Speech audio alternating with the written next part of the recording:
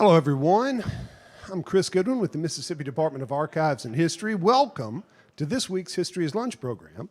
We're in our home, the Craig H. Nielsen Auditorium, in the Museum of Mississippi History and Mississippi Civil Rights Museum, and we're streaming live on both Facebook and YouTube, where these videos are available to watch anytime afterwards. And if you've not already done so, please silence your phones. I note with sadness the death of our friend, Professor Charles Salas, who, along with his wife, Harolyn, was an every week supporter of this series in its early years. Indeed, he gave a History is Lunch presentation in 2008 about Hurricane Katrina and sense of place, but he was several times the subject of presentations by other people for his role as the principal author of the groundbreaking textbook, Mississippi, Conflict and Change, which has made a difference in the lives of many. Remember that the 2024 Evers Lecture is set for Tuesday, February 13th. We'll feature Joy Ann Reid, whose new book is Medgar and Merle, Medgar Evers and the Love Story That Awakened America. I expect this room will be packed for that, so you should come early if you want to be in here. Our next Sunday screening will be on February 11th, this Super Bowl Sunday at 2 p.m. But you got time to come see the film and make it back to the Super Bowl party. We'll show the documentary Butterfly in the Sky, the story of Reading Rainbow. Finally, I hope you'll come back next week for History's Lunch, when we will revisit Natchez, and Jefferson Mansell will present Enslavement to Enlistment, the men of the 56th Infantry USCT. Today, I'm delighted to welcome Timothy Buckner to discuss his new book, The Barber of Natchez Reconsidered, William Johnson and Black Masculinity in the Antebellum South. Timothy R. Buckner is Associate Professor of History at Troy University. He earned his PhD from the University of Texas at Austin. His book, The Barber of Natchez Reconsidered, was published by LSU Press in 2023 and won the Jules and Francis Landry Award for 2024. He is the co-editor of Fathers, Preachers, Rebels, Men, Black Masculinity in U.S. History and Literature, 1820 to 1945. Help me welcome Timothy Buckner to the stage.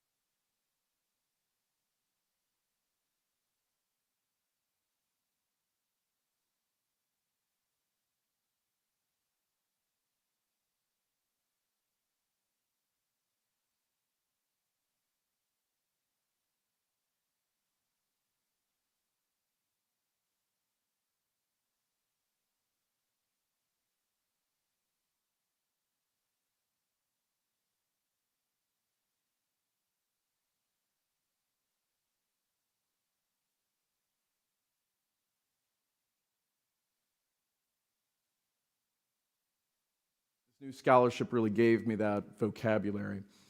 If you've not heard of William Johnson before, he was born into slavery. His white father owned his mother and his older sister. His father freed his mother and sister by taking them out of Mississippi and acquiring proof of their freedom elsewhere. But freed William in the really only the only legal way possible at the time, and that was by getting permission from the state legislature. This meant that his freedom would hold up more effectively than that of his sister or his mother if it was challenged later, and that kind of thing was challenged all the time for free people of color in the Antebellum South. William was also apprenticed to his brother-in-law, a free black man from Philadelphia named James Miller, who opened the barbershop that Johnson eventually purchased from him. What's made Johnson probably the most famous free man of color in the Antebellum South for historians is that he wrote a roughly 2,000-page diary making almost daily entries from 1835 until he was murdered in 1851. The diary was discovered or turned over by the Johnson family to Edwin Adams Davis and William Ransom Hogan, who edited and published with LSU Press the diary and an accompanying biography in the 1850s. And what's probably made him less famous for non-historians or people like us is that he's a complicated figure, right? Even though he was born into slavery, he also owned slaves, and total of 15 during his life. So it's hard to really view him as this kind of triumphant story of somebody that emerged out of slavery and became successful when he perpetuated that every day of his adult life. But one of the things that always bothered me while reading his diary for various projects was much of what I saw didn't fit the representation of Johnson in the biography written of him on him in the 1950s. The authors of that book did a fine job of contextualizing his diary and identifying the hundreds of people that he mentioned within it, but, they also argued that he was isolated, that he couldn't share his life with whites because he was black in the South, and he couldn't relate to most black people because he was a wealthy enslaver. As I write in the book, the original biography is as much an artifact of his time as the diary is. The authors assume that Johnson aspired to belong to a class of white gentlemen who he served in his barbershop, mainly because few writing in that era considered that there was a black community, or if there was, they assumed that Johnson held himself apart from that because he was mixed race and because of his wealth. I argue that William Johnson was deeply connected to a broader community, but he was especially interested in fostering a community of free black people within Natchez. And to that end, his shop became the preferred place to raise apprentices, not just into barbers, but also to teach them how to be free black men within a slave society. In the Antebellum South, being a man required a public performance, which is to say, to be considered fully a man, certain public behaviors were required to differentiate them from women or children. For the most part, the ways that Southerners thought about this and constructed racial differences prevented most black men from exhibiting these behaviors. And let me give you some examples of what I mean. One of the key figures or features of manliness in this era was independence. That is, showing that you're grown, that you're not dependent upon your parents and having a separate household. All enslaved men were, by definition, dependent, right? Secondly, providing for a family, and providing and protecting a family. Again, something that enslaved men could not do. Enslavers provided for the most part, provided for families, and enslaved men could not protect their wives and children from the whims of owners lest they risk physical punishment, death, or sale. By the mid-19th century, all white men could vote. Black men could not. This became an important distinction between men and women, but also between white and black. What it means to be a citizen is something that's changed over the course of American history. Originally, to be a full citizen, you had to be an adult, white, property-owning man. The property requirement had been dropped everywhere by the 1820s, thus creating a sense of universal white male equality, even though there were massive class distinctions. Also, this intentionally kept others from what it meant to be a citizen and thus what it meant to be a man. Another feature of public display of manliness is competition, right? Competition with other men. And this could take many forms. It could entail being the best student at a university, the best public speaker among lawyers or preachers, the best at hunting or fishing or shooting contests, the best at fighting, which might mean duels if you're upper class, but could mean fist fights or eye gouging if you weren't, or if you're Andrew Jackson, it might be both.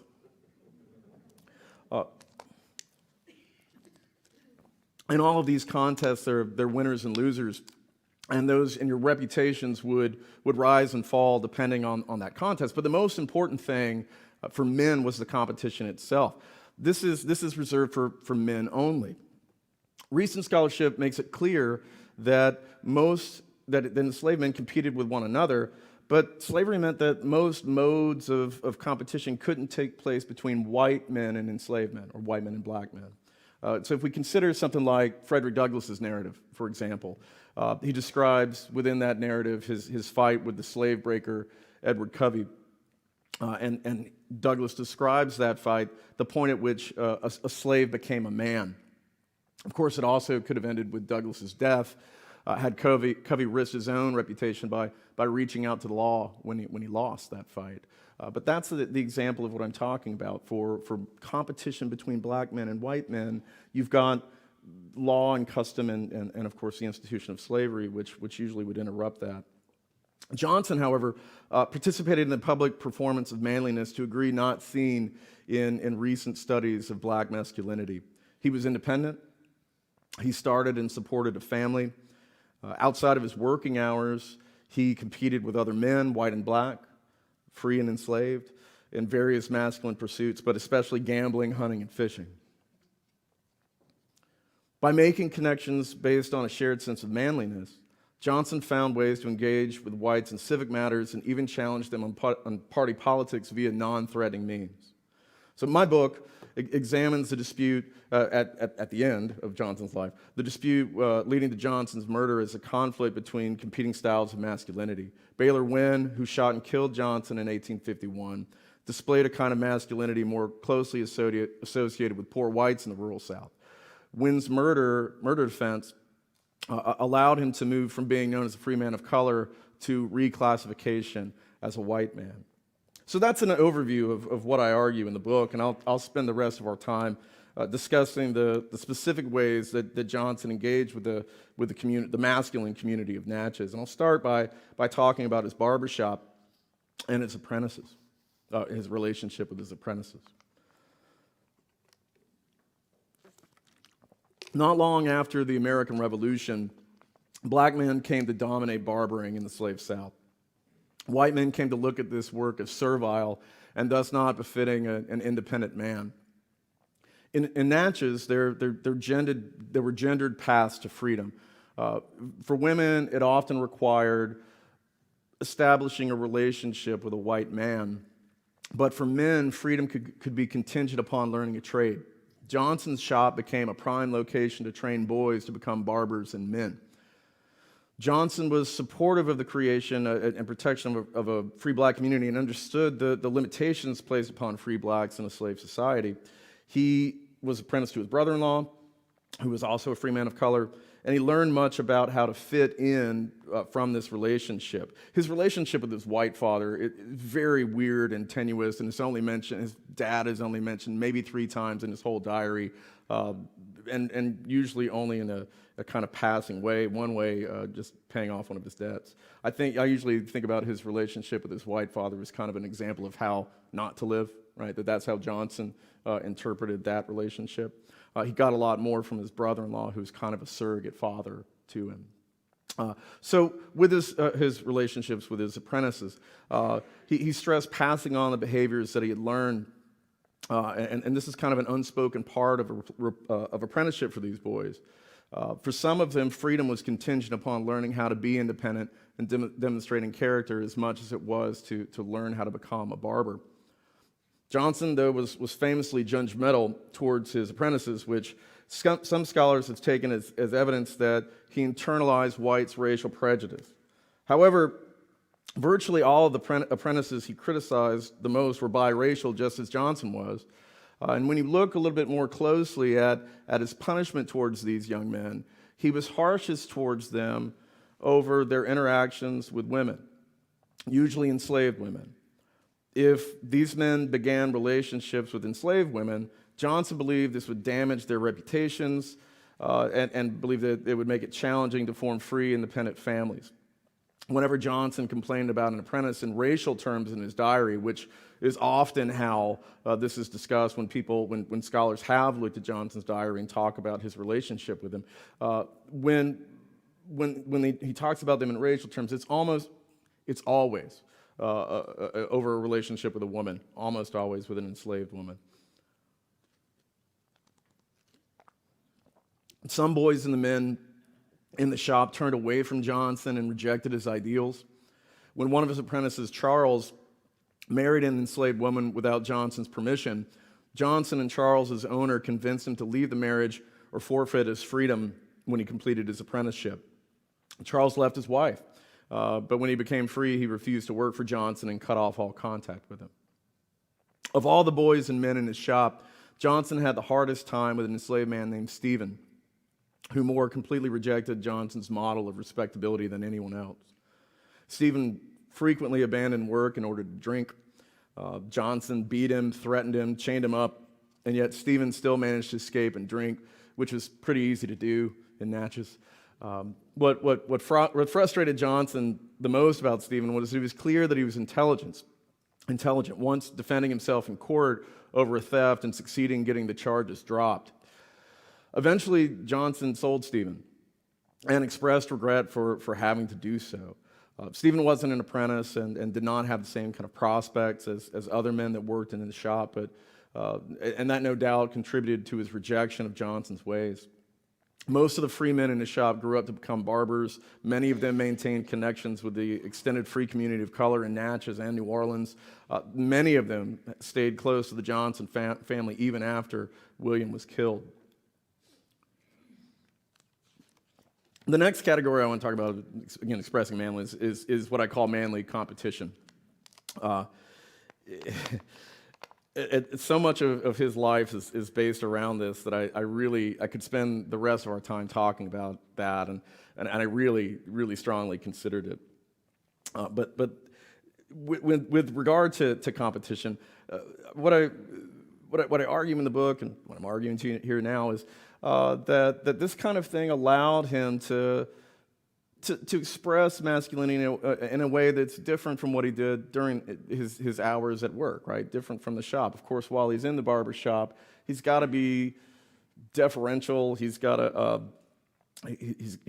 partly he's got to share some interests with these men, so you have something to talk about while you're getting your hair cut. But what competition allows him is to kind of exert himself without, outside of just kind of this idea of knowing your place. The barbershop was some place that was safe for him, again, this kind of servile role to white men. Outside of that, through these competitions that we'll talk about, it's a very different kind of structure. One historian of American manhood wrote, "There were hundreds of conduct of life books aimed at young men praising self-controlled manhood, but very few authors wrote that men should get drunk, fight, and gamble. But those were critical ways that American men, especially Southern men, asserted their manliness among one another outside of actually fighting." So, for example, gambling. Gambling is something that allowed aggressively facing off with someone without resorting to violence. Gambling's not a closed world, though. Social differences like race or class are still important and could give advantages even if the person of lower status won. It's different from sports, right? Sports, at least within the game, it's a closed world, but gambling isn't. If you have more money or if you're willing to lose more money, you always have an advantage over those that don't. Johnson was mostly interested in horse racing as a young man and would bet at the track with anyone, but really with everyone. He went with his friends and his apprentices. Sometimes he raced his own horses with apprentices as the jockeys. He lost a lot more often than he won, but he paid his debts, and he made it clear that paying a debt and a loss was crucial for maintaining one's reputation. Even when he lost his bets to his apprentices, he paid. Debt was common in the South, but debts could also lead to dependency on others, and so paying debts was crucial, especially for free black men. His passion for gambling extended into hunting and fishing, even if others weren't, when he went on these kind of expeditions, even if others weren't keeping track of how many animals they killed or how many fish they caught, Johnson always kept score. He would go out of his way to make sure he had more than anyone with him. And let me give you an example of this. On one day, while hunting with a group of white and free black men, Johnson recorded, "I killed 7 large snipe and 5 small ones, 2 large squirrels, 1 duck, 2 loons, 1 yellowhammer, and 1 very large alligator." On one fishing outing, he claimed to have caught 231 fish. It's the best place in the world to fish, right, I guess. Obviously, people that hunt and fish exaggerate their abilities, but Johnson always recorded his totals in comparison with others. And as he wrote in his diary, "I always beat the crowd I go with, make no mistake." Another example of this kind of engaging with a masculine community has to do with fights and duels. And Natchez was an especially violent town. Johnson's barbershop was well positioned to see a lot of that violence firsthand. What he didn't witness, he learned from gossip in his shop. Fights and duels were high entertainment for Johnson and the men who were his clients. Sometimes the men who were his clients actually fought duels with one another. Johnson wrote about and judged the men who fought, including their performance and what happened before and afterward. Some fought well, or at least bravely, but others ran away or fought in unfair ways. In one case, he mentioned a fight between McClure and a Colonel Sanders, not the chicken guy.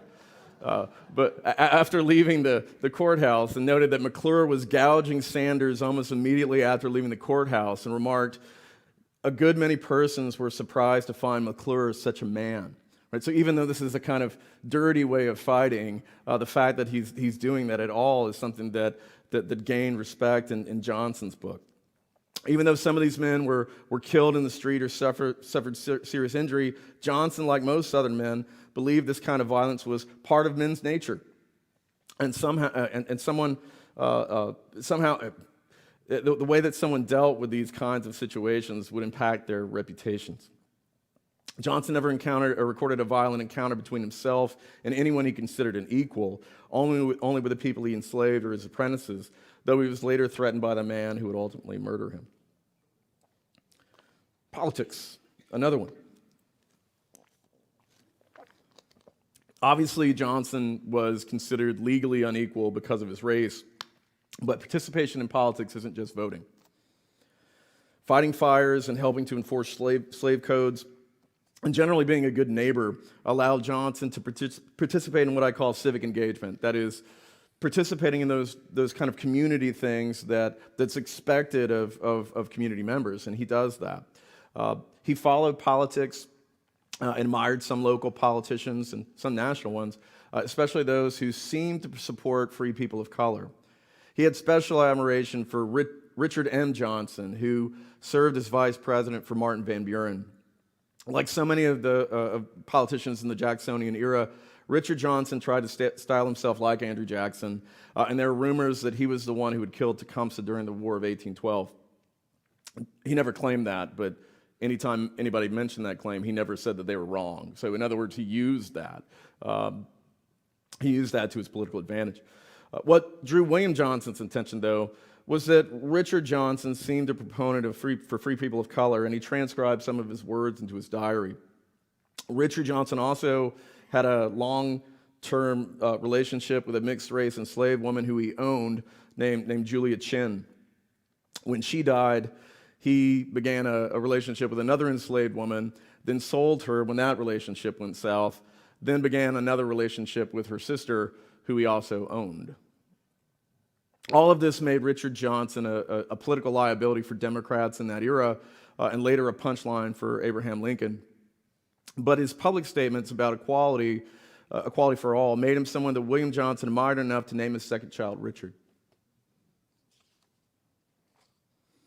Johnson was opposed to the American Colonization Society, the Mississippi Colonization Society, shipping free people of color or people released from bondage to Africa, to Liberia. When a local attempt to remove or re-enslave local free blacks occurred in the 1840s that he called the Inquisition, he never felt any kind of danger himself, but he lamented the treatment of others in his community, and he criticized those that allowed it to happen, at least in private. No record of him speaking out publicly about this to white folks, because, of course, to do that might subject him to some kind of punishment. But in general, Johnson seemed to have been confident in his role, and confident in his reputation and his role in Natchez enough that he didn't seem to feel any kind of fear that he himself or his family were in danger. He also found a way to combine his two great loves by betting on elections. In one case, he actually hosted a political event for a white politician, for his white neighbors, and then bet on the outcome, thus creating a non-threatening way of engaging with whites on politics. His family. Johnson was married to a free woman of color, and they had 10 kids. His mother lived in town. His sister and brother-in-law had lived in Natchez for a bit, and then when his brother-in-law sold him the shop, they moved to New Orleans, thus creating this kind of lasting relationship between the Johnson family, between those two cities, and the much larger free black community of New Orleans. Johnson was an active father, took care to provide for the educations of his children and their health. All of his kids had formal schooling, even though there was no school in Natchez. His oldest daughter and his oldest son studied in New Orleans. The others were tutored by his best friend's son. His best friend was named Robert McCary, also a barber, somebody that also trained with Johnson's brother-in-law and operated the second most successful barbershop in Natchez. His oldest sons learned the barber's trade probably from McCary because they were too young when Johnson himself was killed. As the boys got older, he began taking them on rides through the countryside and on fishing and hunting excursions, socializing them into the kind of masculine behaviors that he took part in every day of his life. When they stepped out of line, he punished them. He had a tense relationship with his mother, who had a bad temper, which of course could lead to serious consequences for a free woman of color in a slave society. He handled some of her debts and transactions. Some of that probably because, some of that was because she wasn't keeping track of this, but also some of it seems to be that the people that she owed money to would prefer to deal with Johnson, with William, rather than his mother, because he was a man. At one point, Johnson and his mother had a fight, and he brandished a whip at her, which, if you first read the diary, it sounds like he actually used the whip on her, but he didn't. It's clear a couple lines down that he did not. But it led to a real break in their relationship, and they didn't speak for several weeks. When she died, he was distraught at her death, and it's one of the very few emotional outbursts in the diary. One of the complaints that people have about Johnson's diary is that so much of it is business relationships or how much money he earned that day. But this is one of the very few places where he's very open about his emotions and how upset he was with his mother's death. Eventually, Johnson bought a farm in the countryside outside of town in the area that he called the Swamp.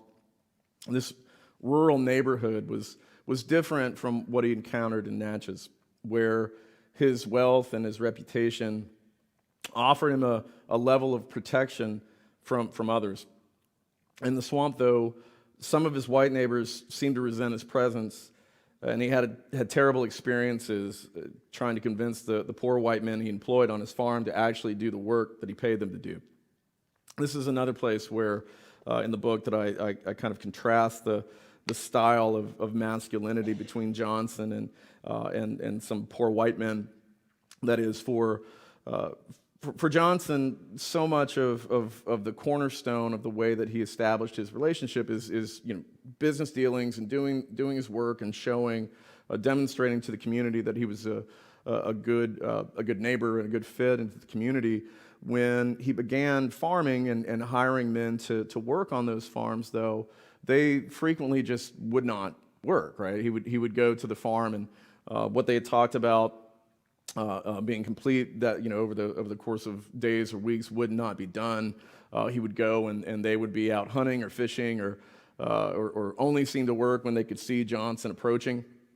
And what I argue in the book is that this was an expression for these white men of their own kind of masculinity, right? And that is, famously, I'm sure most of you know this one, there's this kind of stereotype of Southerners as being lazy, right? Of not liking to work, and in contrast to something with the kind of industriousness that you see in the North. For these poor white men, by not working for Johnson, even though they technically work for Johnson, by resisting that work, they're pushing back against that kind of domination, right? They're dependent upon a free black man for their livelihoods, which no doubt made them feel somewhat inferior. here. And so to kind of compensate for that, they just simply were lazy, right? They just simply wouldn't do it. And then Johnson would fire them and find somebody else and hope that he'd found somebody better, but it always turned out the same. Every one of them was the same way. Baylor Wynn was one of his neighbors, but unlike his other neighbors, this is a guy that had a nebulous racial background.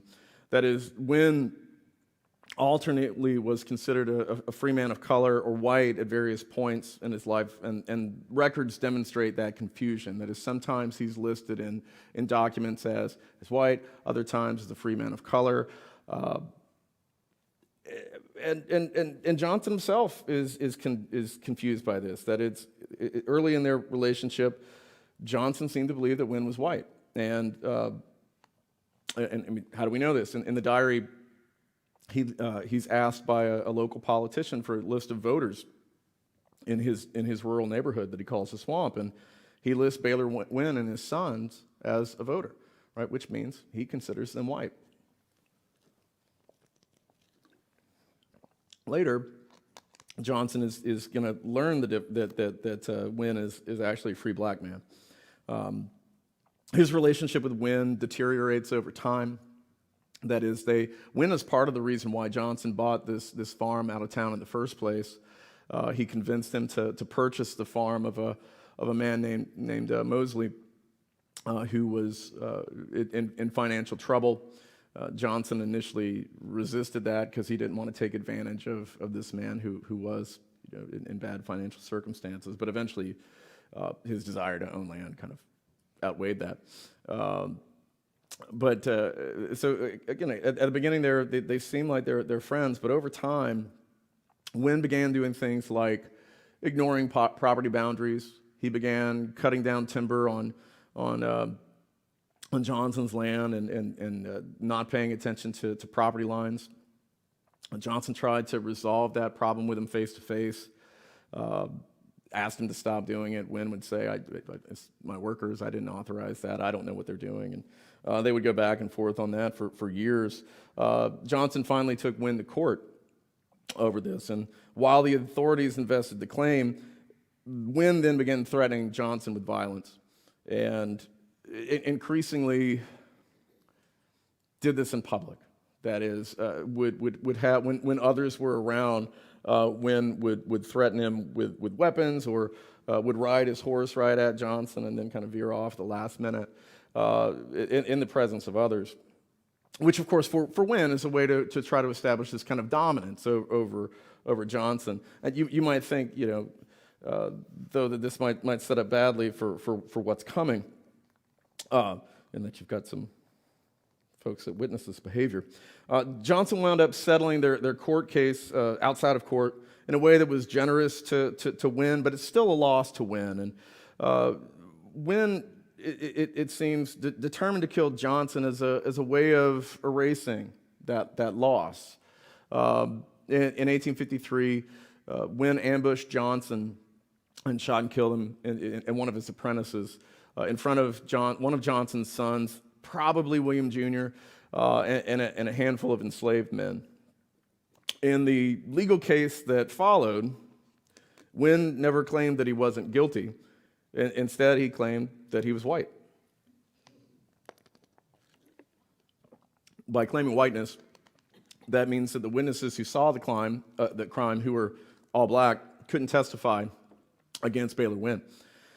In the first murder trial, Wynn's defense convinced the jury that he might not be black by introducing evidence that he participated in society in ways that were reserved for white men.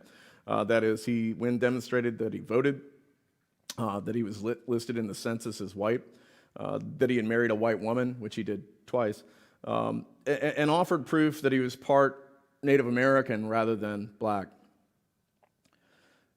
There seemed to be no doubt in anyone's mind that Wynn was the murderer, but rather than allow blacks to testify against someone who might be a white man in court, a second jury declined to convict him. Charges were brought again against Wynn as a white man, but the case was immediately dismissed because it couldn't stand, right? I mean, all the evidence against him was black testimony.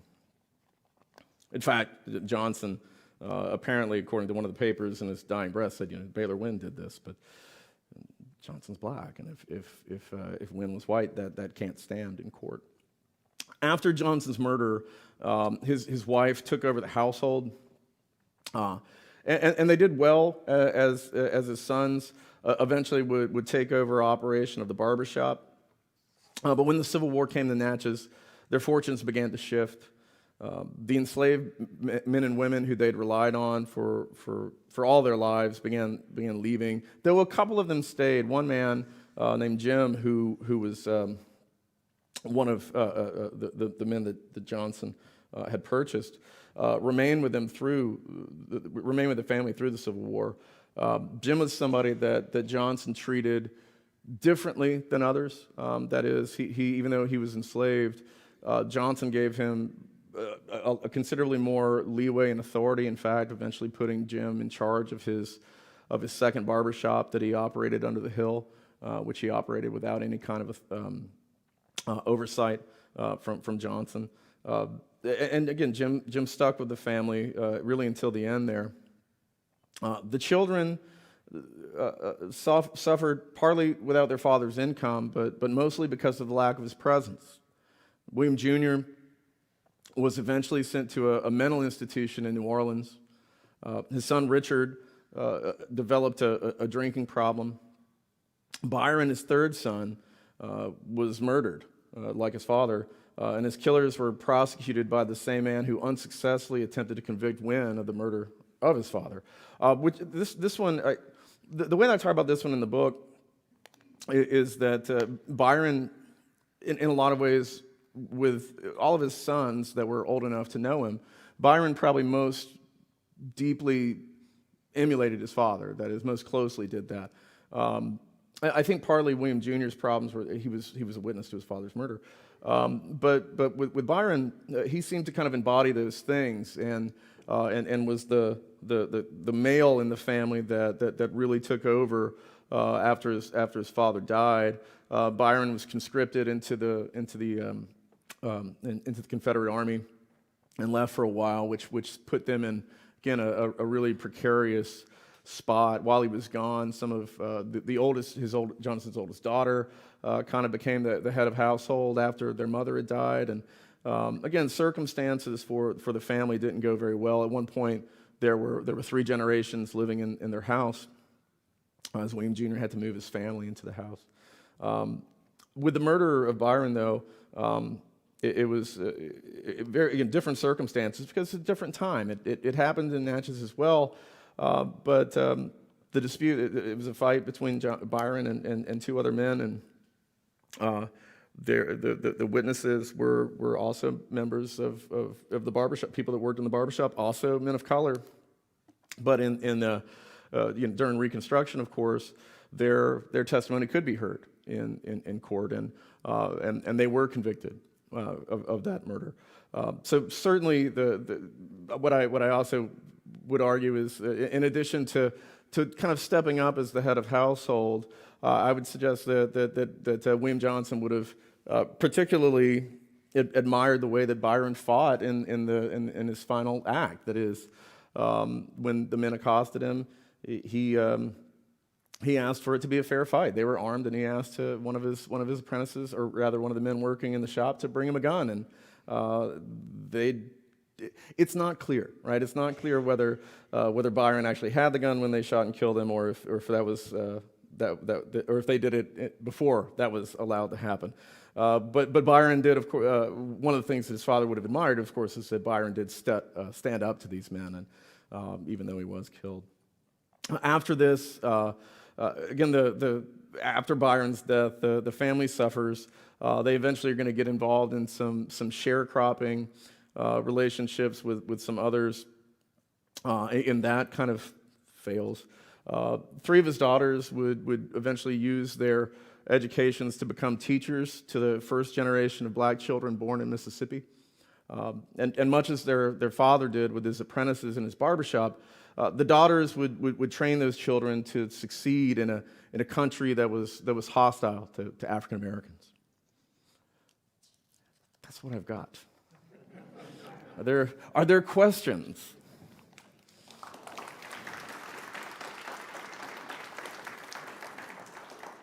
Anyone has a question, you can raise your hand. We'll bring the microphone to you. One here. You saw him first. Thank you. I just have a simple question. Was Johnson of average size, or was he a big man, or was he a small man? He was not very big. I think he was 5'4". I think is what I've seen. Not a very large man. I'm kind of curious about how stable and safe the community of free people of color in Natchez was, because my understanding is certainly by the 1830s, the only way to securely be a free person of color living in Mississippi was a legislative ratification of manumission. That's right. And I guess maybe if you were born before 1822 or something.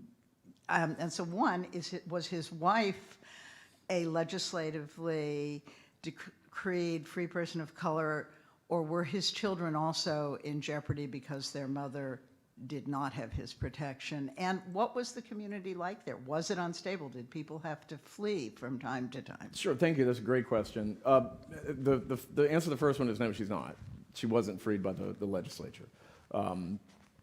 But of course, the community is also very small. I mean, you're talking about, over the course of this time, 230 people, right, in a town of, well, I don't really know, it depends on what time you're talking about, but in a county that's, got 95% of the people that live there are enslaved, right? So it is precarious, and there is some back and forth, and there are folks that at more than just once, more than just during the Inquisition, in which there is this attempt to remove free people of color from town, or at least a kind of legal lip service to this, right? What happened during the Inquisition is that a lot of the free people of color would go and get whites in town to vouch for them and get their signatures on letters that would allow that. Some of Johnson's apprentices did this, and Johnson has people offer it, but he never seems to accept it. That is, he feels like he's safe, and it seems that he always felt like his family was safe. I mean, one of the things that somebody asked me at a different event was, why didn't Johnson and his family just move to the north? And where they wouldn't have to worry about that. But of course, Johnson's a slaveholder, right? And Johnson's pro-slavery, so that wouldn't have worked for him. But to answer your question, no, it's precarious for a lot of them. I mean, Johnson and a handful of others are pretty financially set, and have those ties to powerful whites that allow them to perhaps evade some of those kind of questions that others don't. But Johnson mentions in the diary a few people that are forced out, a few people that are going to be re-enslaved, and he remarks on the injustice or the injustice of this, that everybody knew that these people were free, but they wound up re-enslaved because of this law that he argued was just completely ridiculous and wrong-headed. So does that answer your question? So it's a small community, right? But like most of them, there are levels of power and wealth and influence, and Johnson is really at the top there, but not everybody else is. And some of them operate businesses that fail and wind up getting caught up in the Inquisition, or even outside of that, where they just have to leave the state. Most of the people that are free living in Natchez weren't freed by the legislature. Most of them become free in the same way that his sister and mother did, where their owner will take them outside. Usually they go to Cincinnati, and they secure their freedom there and come back. But that's even something that's contested in law over time. And Johnson writes about those folks. And so yeah, it's a precarious thing. It's not the same as it is in a place like New Orleans, where you have a very different kind of legal background and a much larger community. Is there any reason given why Johnson decided to hire white men to work his farm? It's a great question, and I don't have a reason. I have some suspicions. Part of it, I think, was they were available and cheap, right? And for the cheaper than an enslaved person? Cheaper than if he had tried to. If he had tried to hire somebody out, yeah, it's cheap. He's paying them about $15 a month, which is also exactly what he pays his apprentices. right? And when they argue for more money, he says, no, you can stay for this or get out. If you can find a better wage, go find, work for somebody else. Go work for, these are not men that are going to work as overseers for the big planters. These are guys that are really on the margins of rural Southern society. And so I don't have a reason, but I suspect kind of like what he does with land, with buying the land in the first place. He's not a cotton planter. It's not, the farm he buys doesn't really generate him any money. He does it for the status, right? That is, this is another way that he can show that he belongs to this community, that he's connected in those ways, and hiring white men to oversee the farm is just what his white neighbors do, and that's part of it. But mostly because they're available and they're marginal. None of them ever seem to try to use the racial difference to gain any kind of advantage. And I think, again, it's because they're just far too poor to even consider that. I would assume that one of the biggest masculine rushes, if you will, that's a bad way to put it, but was the power to engage in the slave business, to be a slaver, slave owner. As a free man of color, how did he obtain the enslaved persons that he bought?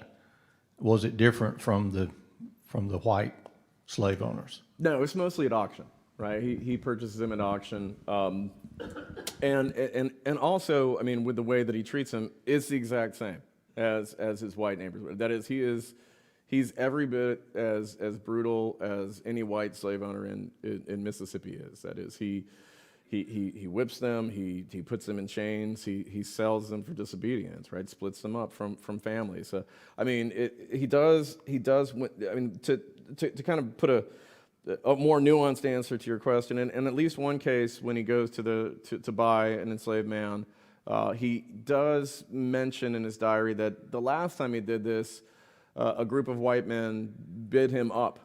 So he sent a white man in his stead to buy the. So in other words, they tried to kind of corner him out of the market by raising the price. He was wealthy enough that he could afford them, but he learned his lesson and sent somebody as a kind of proxy to go and buy this man for him.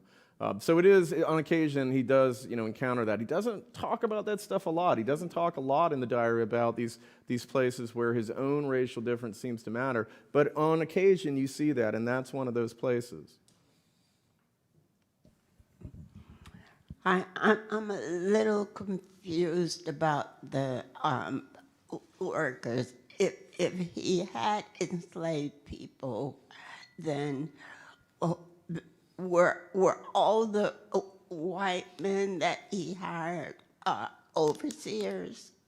Okay, so yes, so all right, so the way that he did the way that he operated, labor operated for Johnson, were the women that he enslaved worked within the household, so either his or his mother's. There's some overlap with with some ownership between him and his mother, but women did that. Some of the men worked in the barbershop alongside of his apprentices, and did the same kind of labor that his apprentices did. Some of them, both women and men, when he bought the farm, would in fact go and work on the farm, but the white men that he hires only work on the farm. That is, they're never employed in any other capacity. Does that answer the question? No? All right, ask me again. Maybe you answered it and I missed it, but if they were not doing what they were supposed to be doing, so can I assume that they were all hired as overseers and not workers? Okay, I see what you're saying now. It's both, right? There's it's not a cotton plantation, right? It's a farm, and a lot of what they're doing is clearing land and planting potatoes and beans and such. And they are expected to work there too. So I mean, technically, they direct the pace of work for the handful of enslaved people that he has working on the farm, and then they work alongside them.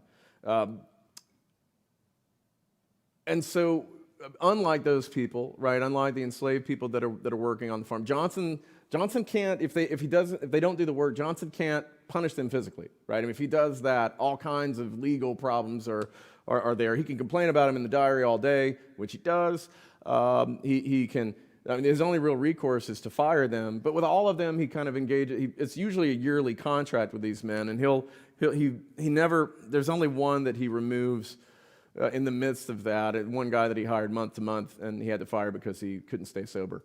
But that's his only real authority over them, and so he complains. But there's not a whole lot he can do other than release them. And I mean, what he always hopes will happen is once he releases one of these workers who is terrible, that he'll find somebody else that's better, but it actually only ever gets worse for him. I'll bring the mic up to you in just a minute. Go ahead. That was my fault. Let me apologize. I came late, so I missed some of your presentation.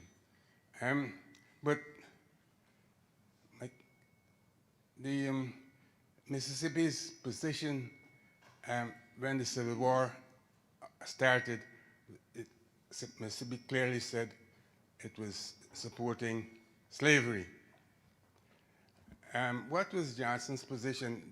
Did he support the Confederacy or the Union Army when they came through? Okay, so Johnson is murdered before that happened. He's murdered in 1851. But it's an interesting question.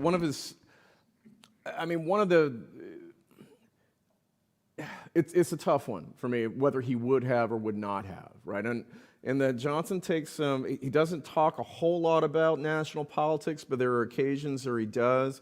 For example, he's somebody that was opposed to the annexation of Texas. He was opposed to the Mexican War. I don't know why. He mentions because it's bad for business. I don't know why it would be bad for his business. But Johnson is, again, the kind of complexity of him is that he's somebody that is definitely in favor of maintaining slavery.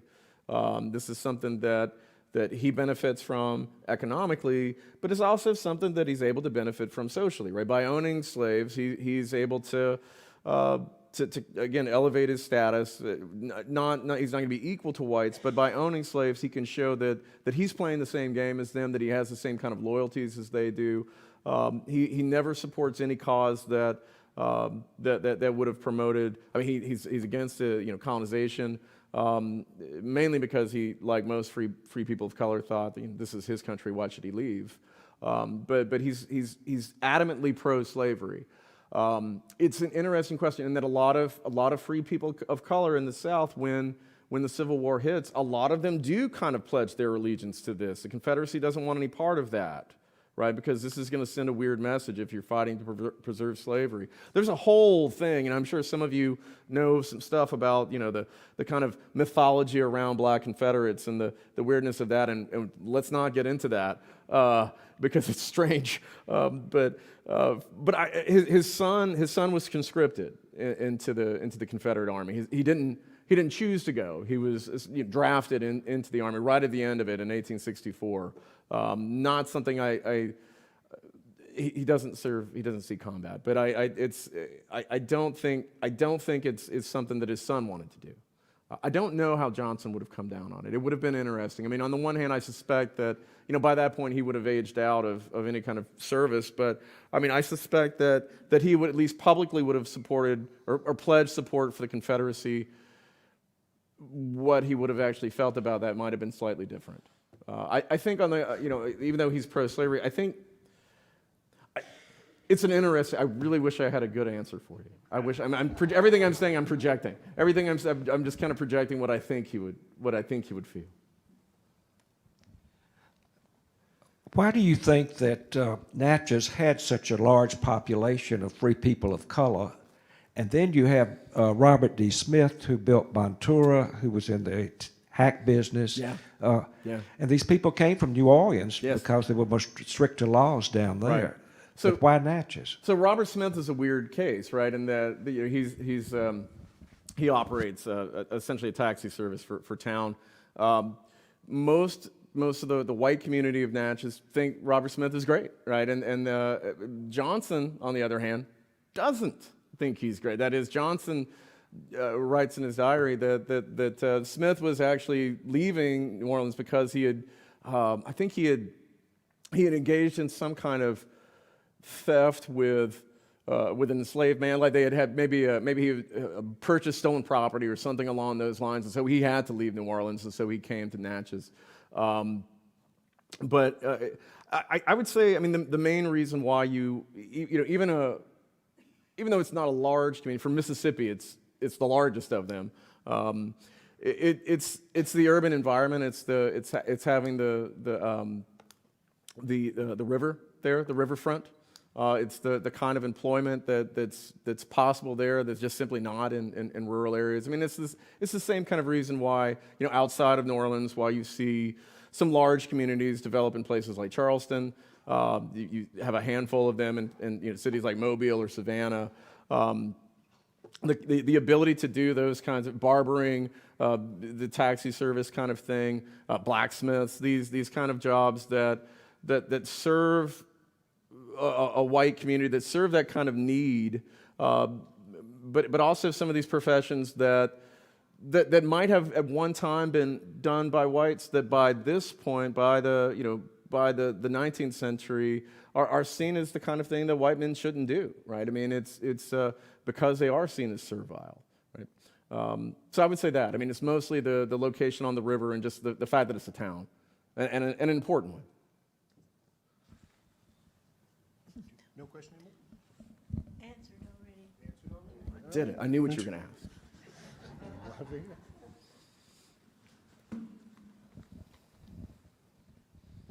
Would love to hear more about the system that he set up of apprenticeship and how he used that as a way to kind of guide young men to become full-on men and perform masculinity. Right. So, okay, good. Yeah, it's. I think it's probably the most important part of what he does.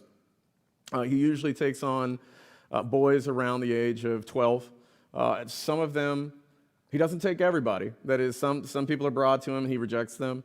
Some of them reject him and they run away. And sometimes he'll pick one and let his friend McCary take another. He's also a barber. And at various points for those young men, Johnson, they live with him, right? Because that's what you do as an apprentice. You're living within that household. For some of them are already free. Some of them are, their freedom is contingent upon, completing the apprenticeship. Some of them stand to inherit a sizable fortune. I mean, for example, one of his apprentices is the son of a former governor of Mississippi, and actually his inheritance made him richer than Johnson. Right, but his inheritance was contingent upon completing that apprenticeship with somebody. They choose Johnson because he just has that kind of reputation of teaching those boys how to do this, right? Through his example, and it's not always a pleasant experience for them. He is physically brutal. He will punish them, but he also has some rewards. That is, he'll take them to the racetrack.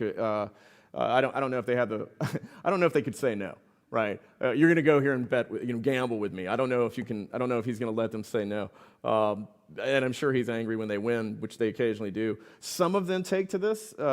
Some of them just reject it. For the most part, though, most of the ones that he brings on, they do become barbers. They do establish separate households, and some of them do is they'll intermarry. That is, they'll, within the community of Natchez or with the broader one in New Orleans, that they've made the connections with via Johnson's family. So, for example, I mean, one of his apprentices marries his best friend's daughter, right, who later becomes the sheriff of Adams County during Reconstruction. So, I mean, and it's somebody that Johnson didn't like. He didn't like his son. He called him the gum sucker, which I assume is a sound that he makes with his mouth. It was the only thing I could figure out, but he calls him that, and he doesn't go to the wedding. He mocks the kid and says this kid will never become anything. But of course, then he becomes a sheriff, which is something that would have been unthinkable for Johnson during his lifetime. So most of them do that, right? Most of them, sometimes they'll leave Natchez and open barbershops elsewhere. And so I think the reason why he's the choice for a lot of folks because he's successful at doing that. We've come to the top of another hour. We have copies of the Barber of Natchez Reconsidered over here. If anybody had a question that we didn't get a chance to get to you, you can ask it of Tim then. Don't forget to come back this Sunday for the Butterfly in the Sky documentary.